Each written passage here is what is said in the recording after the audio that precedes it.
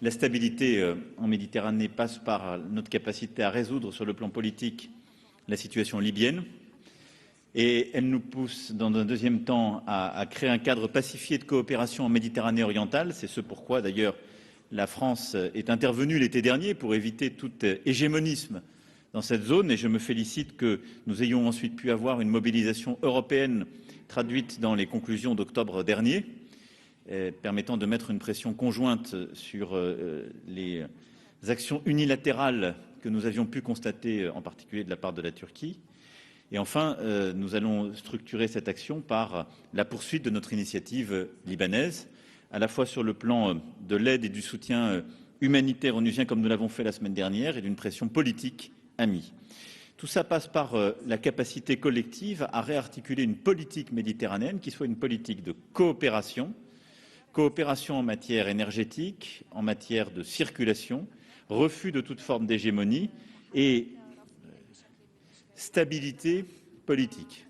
Et c'est la seule stratégie qui nous permettra d'aider au développement économique harmonieux de la région et de résoudre le problème migratoire et les tensions qui l'accompagnent.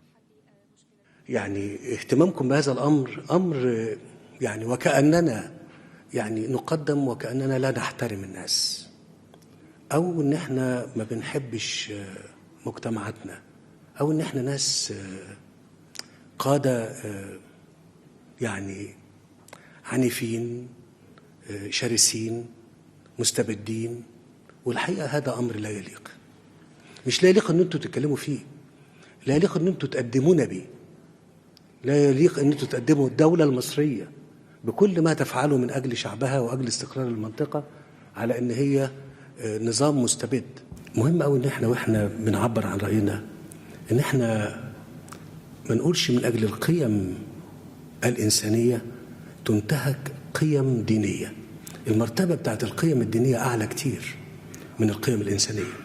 Je ne conditionnerai pas notre coopération en matière de défense comme en matière économique à ces désaccords. D'abord parce que je crois à la souveraineté des peuples et au respect de nos intérêts légitimes et réciproques. Ensuite parce que je pense qu'il est plus efficace d'avoir une politique de dialogue exigeant qu'une politique de boycott qui viendrait réduire l'efficacité d'un de nos partenaires dans la lutte contre le terrorisme et pour la stabilité régionale.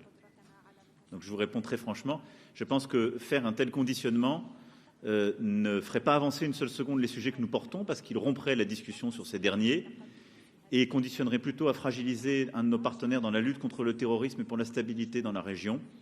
Donc ce serait inefficace sur le sujet des droits de l'homme et contre-productif dans la lutte contre le terrorisme. C'est pour ça que je ne le ferai pas.